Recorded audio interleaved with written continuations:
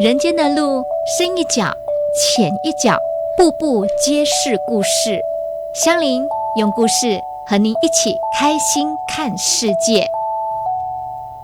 那天傍晚，即将在放年假的时刻，所有同仁归心似箭地整理档案，准备放年假，回家团圆吃年夜饭。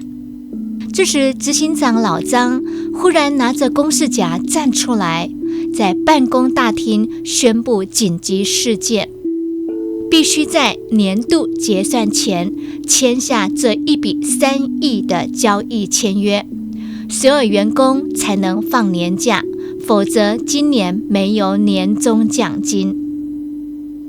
从这一刻起，所有人的心都纠结在一起，等着放年假，还是跟家人吃团圆年夜饭，或是公司赚大钱的机会等发年终奖金。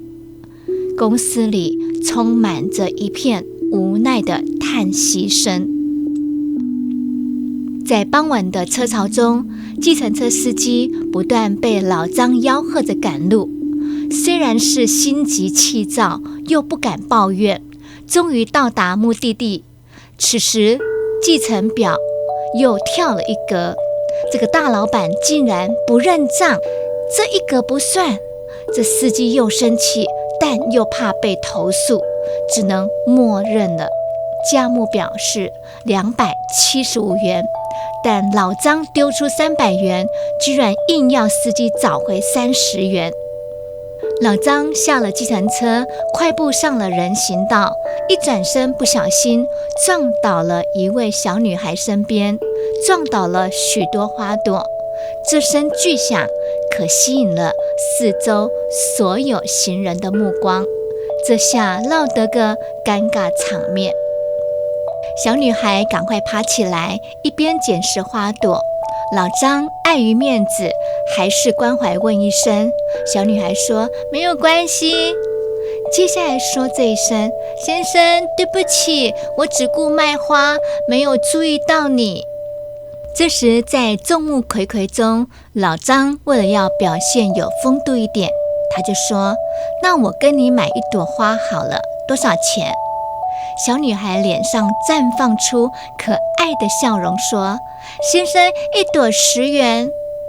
老张摸着刚才找来的30元硬币，心想反正也麻烦，而且大家都在看，就做一下面子，说好，30元跟你买一朵，直接就把钱给了小女孩。小女孩拿到30元，抬起头看着他，突然跑向前抱住他，久久才放开，再一次开心的笑说，先生，谢谢你，你是一个好人。然后跑到走廊边，牵着一个更小，大概只有5岁的小女孩，妹妹走，我们钱够了，晚餐来吃面好吗？眼前那2个手牵手的小女孩，好像让她所有的视线都模糊了，那是一种莫名的心情。她再次快步向前，叫住那2个小女孩说，我这1000元跟你买剩下的花。可爱的小女孩说，真的吗？我们又能买好多东西给妈妈了。他们雀跃地把剩下的7朵玫瑰花递给了她，然后瞪大眼睛看着她，又害羞又期待地说，先生，请问你是天使吗？在那一瞬间，他看见寒冷的街头好像不断的崩落，一格一格的幻灭了，似乎一切都变成了温暖、色彩缤纷的童话城市一般，歌声、笑声、欢呼、喜悦的气氛充满了四周。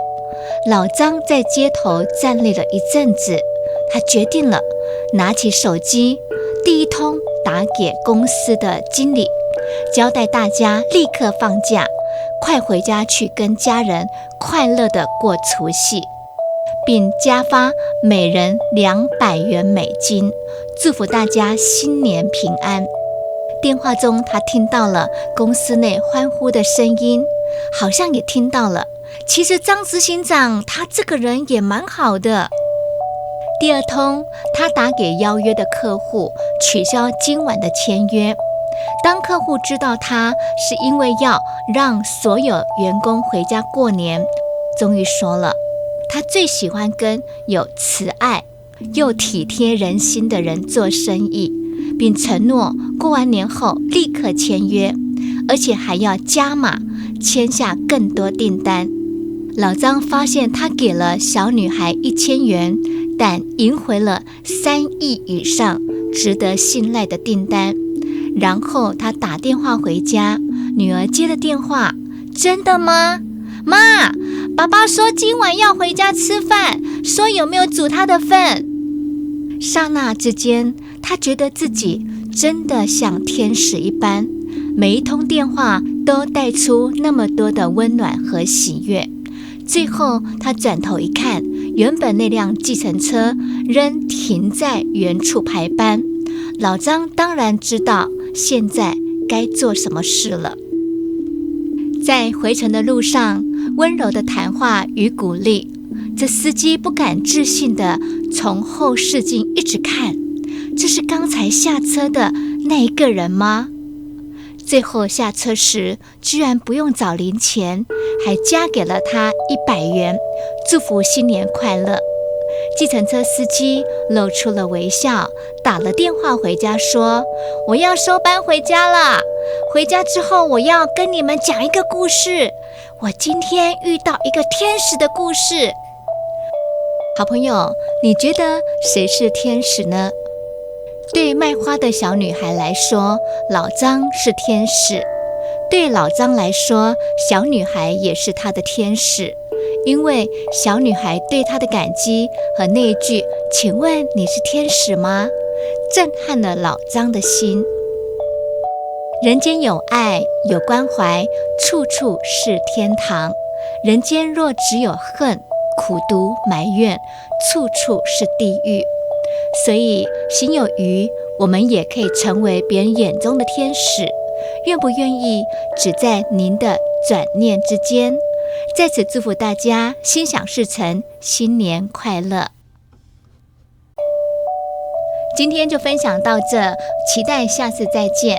如果你也喜欢香菱今天分享的故事，按赞是一种鼓励，订阅是一种喜悦，分享是一种快乐，请记得帮我按赞、订阅、开启小铃铛，并且分享给对相关主题感兴趣的亲朋好友。谢谢您，有您真好。什么暗自 say